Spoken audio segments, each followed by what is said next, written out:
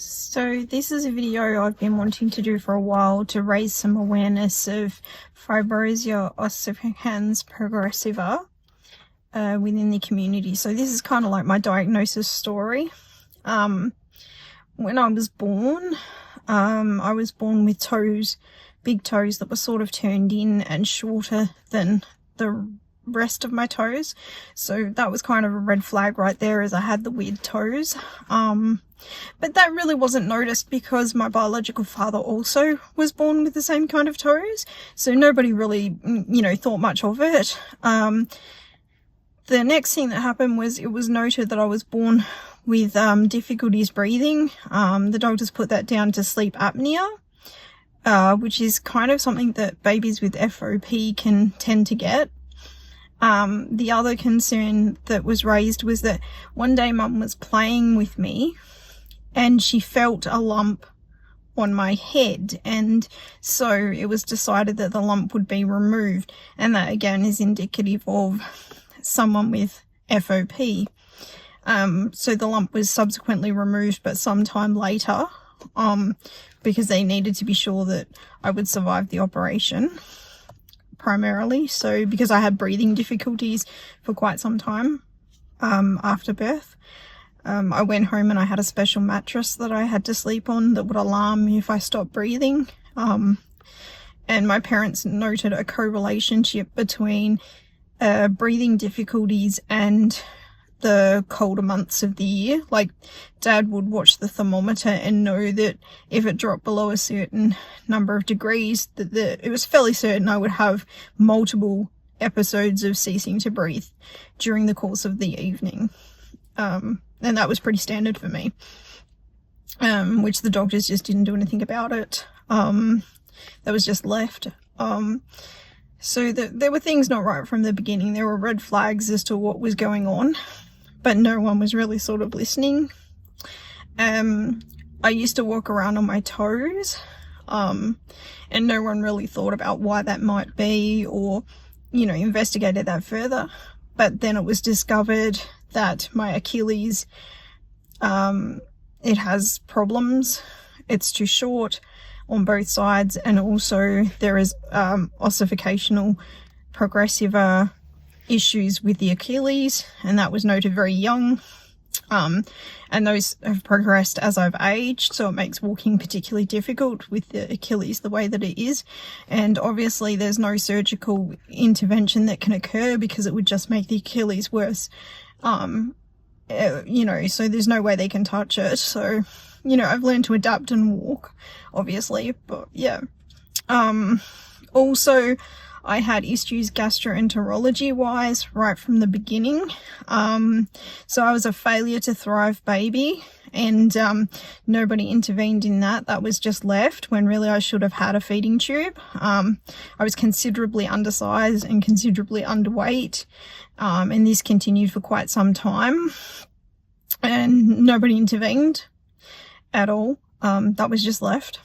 When I went to have my tonsils out, because the doctors believed that removing my tonsils, according to them, was going to fix my gastroenterology issues, they elected to remove my tonsils, which it didn't actually fix my gastroenterology issues, removing my tonsils, which is pretty obvious because my gastroenterology issues are caused by FOP, so you can't fix a genetic abnormality, or there's just no way to fix that surgically.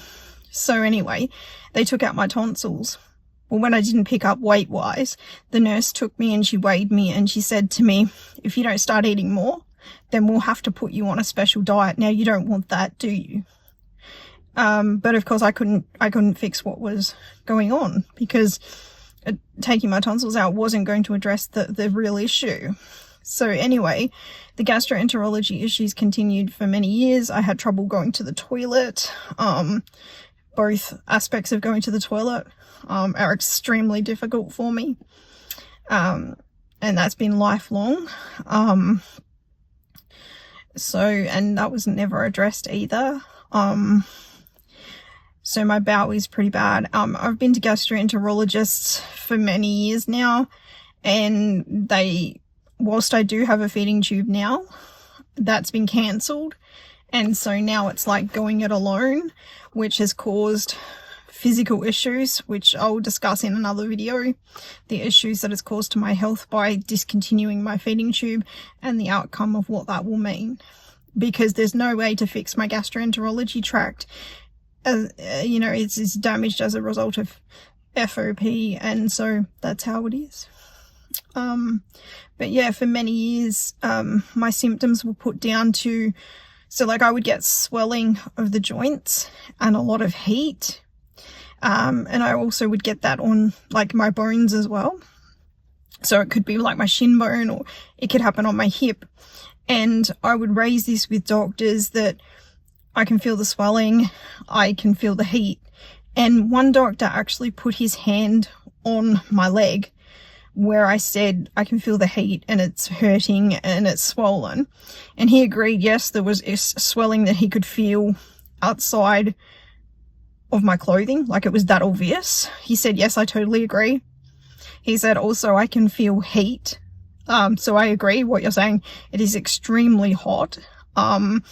He then decided to have a look underneath the clothing on my leg, and it was quite obvious that there was an issue.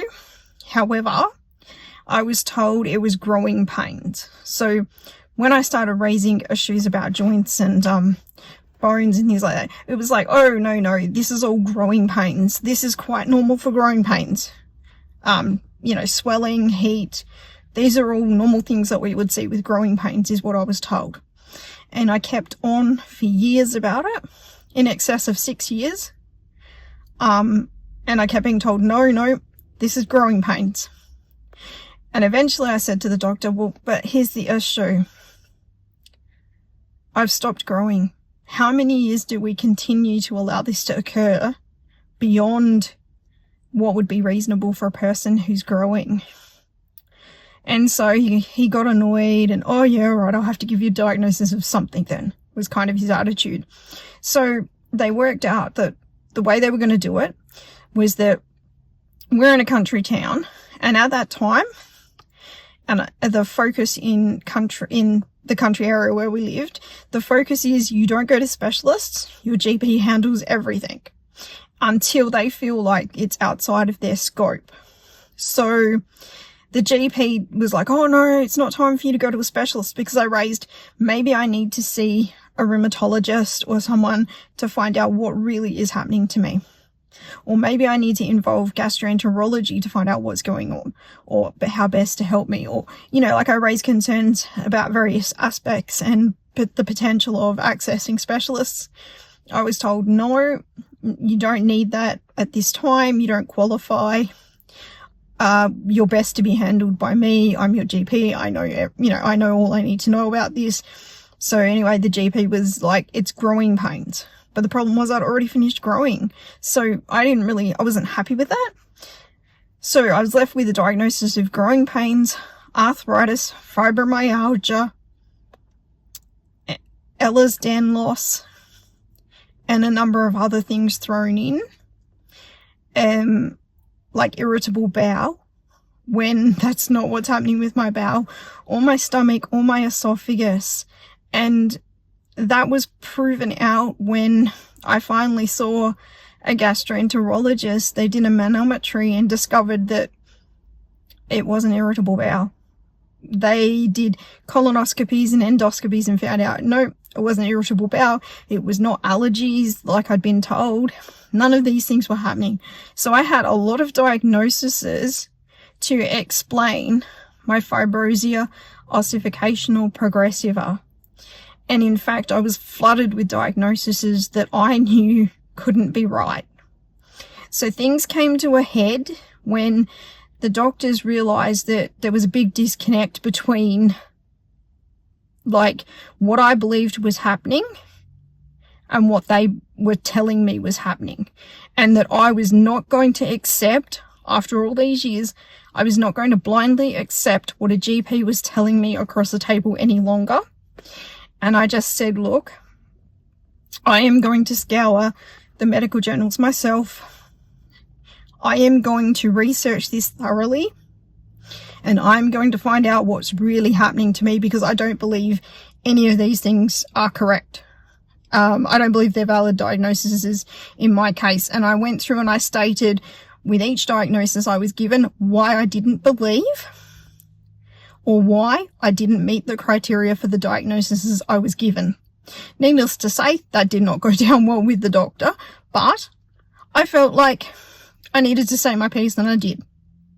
So I left that quite happily and I went and found a new GP and I spoke to him for a while and I said, look, these are the diagnoses I've been given. I'm not certain these are the things I have and here's why. Now he listened to me and he gave me a fair hearing and he said, right, okay, so what do you think that you have? So I told him I believed I had a connective tissue disorder and that I would like to have a connective tissue disorder panel done to confirm or deny my suspicion that that's what was happening to me. He said, I fully agree. Let's do it. So within a few minutes, we talked it through. He provided me a form so that I could go and have a blood test because you have to have a blood test. It's my understanding you need to have a blood test in order for the panel to be run. So I went and attended a pathology collection centre, had the blood test, and then I waited, I believe I waited around 2 to 3 weeks, and I received a phone call, and it was the pathology. They informed me that they had put a halt on my blood test and that they would not allow it to be tested and that the sample would be kept on file if it was needed at a later date, but that I would not be provided the connective tissue panel. And I was heartbroken because I was very upset because I felt as if the answer to what was going on in my body was going to be found in that connective tissue panel. And I needed it. And I thought, okay, let's hit the books. Let's find out which pathology centres would agree to actually follow through with the test. So I was madly looking at different pathology companies in Australia, external of Australia. I was just looking for anyone who would agree to run that panel because I absolutely believed in that, in the connective tissue panel, they were going to find the answer. So I eventually found a pathology company that would agree to do it privately. All I had to do was attend my GP, have a consultation, discuss the matter, because I'd already had genetic counselling, so that wasn't an issue in my case. I'd already consented and had genetic counselling. So all I had to do was see my GP, have him fill in some forms for that particular pathology company. I had to pay a whopping fee, absolutely a lot of money, to a disability pensioner. So I had to pay a massive fee. And once I did that, I then went and had the blood sample taken. The sample went away and we'd made no preparations for a positive result because everybody had said, look, this is so rare, you're not going to find answers here, and you are wrong. Like, straight up, you are wrong. And you're never going to get your answers here. So you need to move on and accept the diagnosis that you already have, was the advice I was given. So anyway, I still went ahead with it. I paid the money, had the sample taken. So the pathology lab called me back and they said, I'm really sorry to inform you, and this is so wrong and this is not the way we wanted to do it because no preparations were made for if you were positive because we didn't expect it to be so. We can't tell you which aspect of the test you've tested positive for. What we can do is we can tell you you've tested positive to a condition in the panel. And I just remember saying thank you to the lady. And she said, we now need you to see a geneticist. So we're going to forward your positive results to a geneticist for assessment to determine whether you do genuinely have the condition. So from there, I was forwarded on to a geneticist in Queensland. He took a look at me and he confirmed my diagnosis of Fibrodysplasia ossificans progressiva. But before I could have the consultation with him where it was confirmed that indeed I did have that condition, the pathology that stopped the test and refused to perform it on my blood sample, they had rang their state geneticists, who then got in touch with me before my results came back, and they said to me, oh, you know, we've looked into your situation, we've looked at your medical records, we've looked at everything, we believe the diagnosis is that you have, and we don't see any need for any further testing. And you would be wasting your money. We don't want you to go private and do that with the private lab. We feel that that would be wrong, and we're not going to process your test through the state, because the state's not going to pay for a genetic test for someone who clearly doesn't need it. Like, you don't meet the criteria. You already have sufficient diagnoses to explain your medical conditions. There's, you know, it was all explained away by quite a number of medical conditions, which I now know I never had any of them, and my doctors agree. So I was very upset with that genetic clinic, because I actually said to them, hold on, I've already paid for the test, the blood's already been tested, and it's come back positive. And they told me, that's a mistake. I said, hey, it can't be a mistake. When they go through your test and they find it's positive, they then get a second blood sample from you.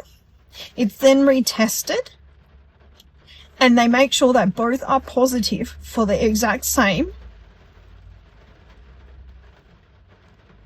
condition and the exact same point in the DNA with the mutations, to make sure that they are telling you truthful and correct information, because obviously they wouldn't want to tell someone they had a particular condition if it wasn't true, or if it was a mistake. I mean, mistakes happen. We are human.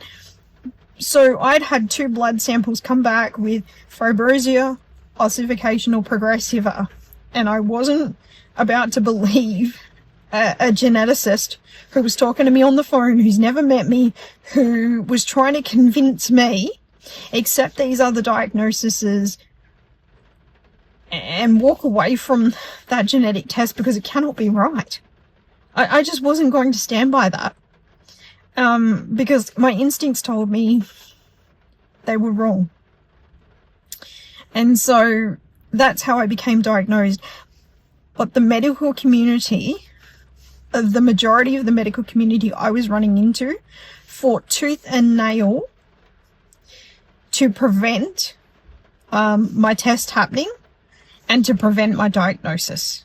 And I felt that should have been the community that should have been supporting me and saying, okay, if you're not happy with these diagnoses and you've formed a rational argument as to why you're not happy with them, or why you don't believe you meet the criteria for these other conditions, and so you want this panel done, I feel like they should have been supporting me and saying, you've got a valid argument for why you wish to have it done, let's do it.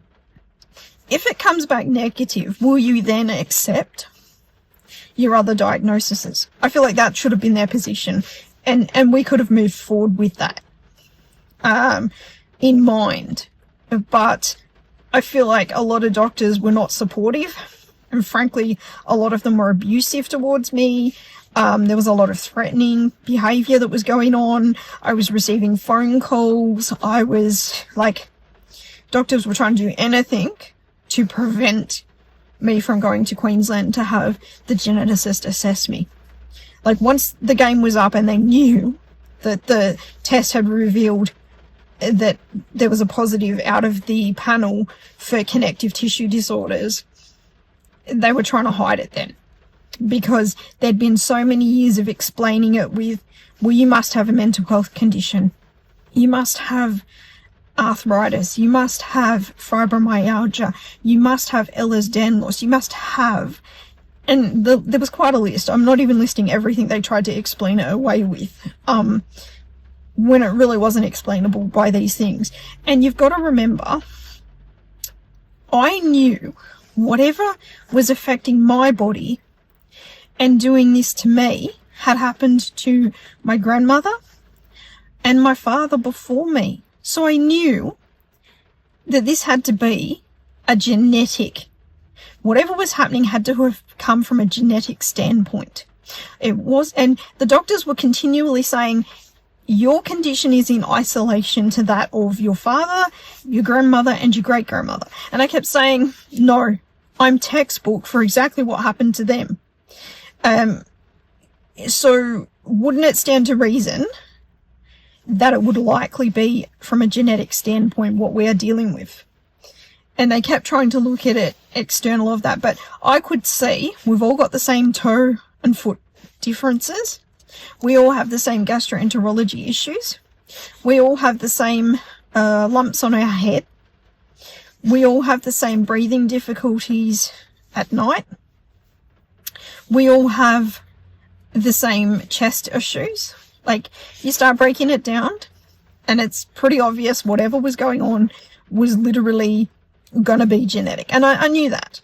That's why I wanted a genetic screen.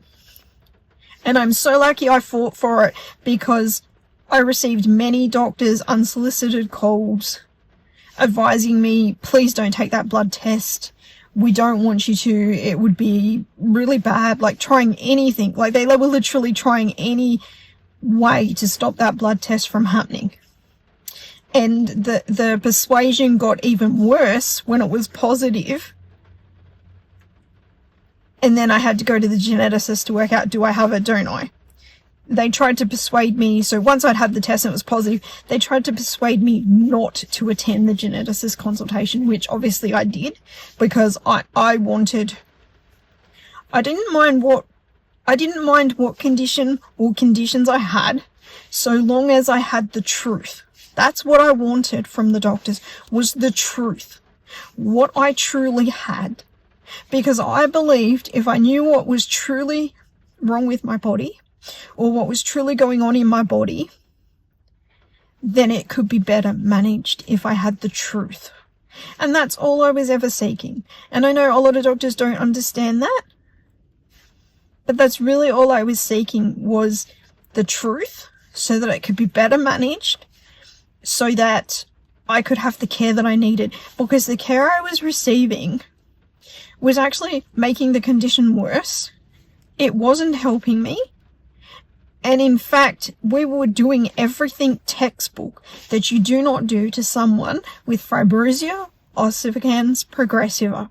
Literally textbook what you do not do because it's not safe. They were doing it and then complaining about, well, why are we having such a poor outcome? Well, why? Because, as I said, we were treating it wrong.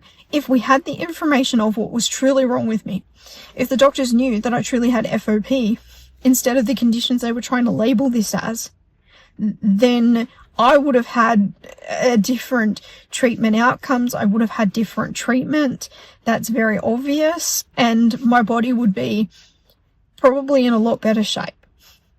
So that's what I was trying to do, was to seek answers. And I have them now. I'm just upset that it's made me kind of, like, a lot of doctors don't want to deal with me because they instead of saying, isn't it wonderful that a lady sat down, read medical journals until she found what she thought she had, worked it out, got a test, confirmed that she was right, and was diagnosed. Instead of saying, here's a lady who's inspirational, who found her own diagnosis through adversity, who's gone through a lot to find her correct diagnosis. Isn't it wonderful that a lady's done this without a medical degree? Instead of saying that, it's like, oh, gee, you're a really terrible person. You had no right to do what you've done. Well, I feel like I had every right to allow that blood test. I had every right to seek a diagnosis that was correct. I feel like I had every right. But it's meant that a lot of doctors just look at the situation and say, I don't want nothing to do with you because you're too much of an issue because you went and did that. So I feel like it's held against me by a number of doctors who feel that they were managing it quite well.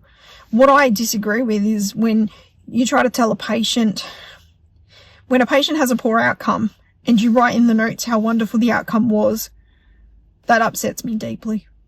And that's exactly how I was being treated. They would do things and they would just write how wonderful it was, never mind the reality of the situation.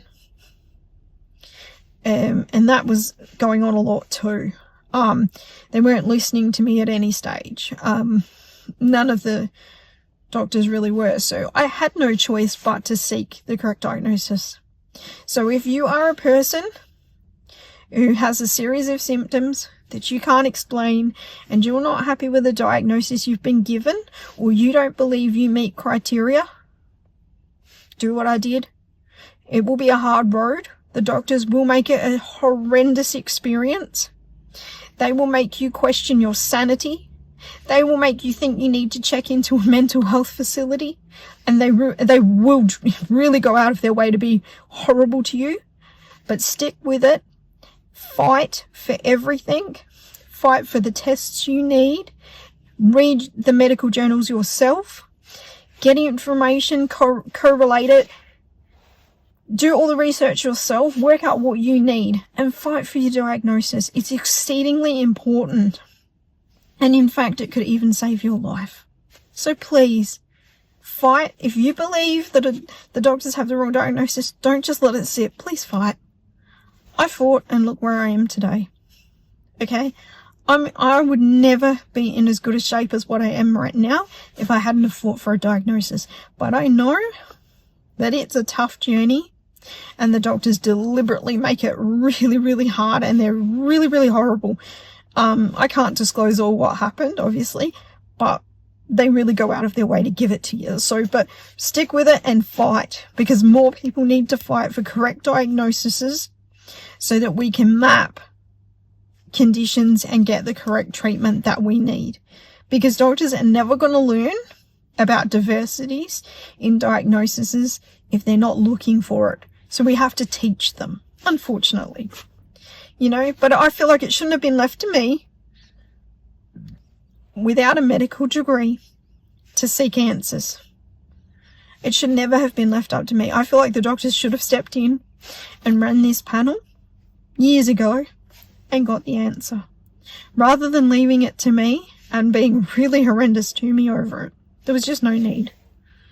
So anyway, if you're a fighter, I'm right behind you. So the last part to this video before I leave is I want to thank the doctor. Although I can't name him because he doesn't wish to be named, he would rather hide in the shadows, and that's okay, I get it. I want to thank the doctor that allowed me to have the panel, the connective tissue panel, and signed off on it. I want to thank that GP because he really saved the day for me. And he's a very important figure even today in my life. So I want to thank that GP for allowing the panel. It was just tremendous that he did that and allowed me to learn the true condition that I had. And, you know, there's not enough words to say thank you for that.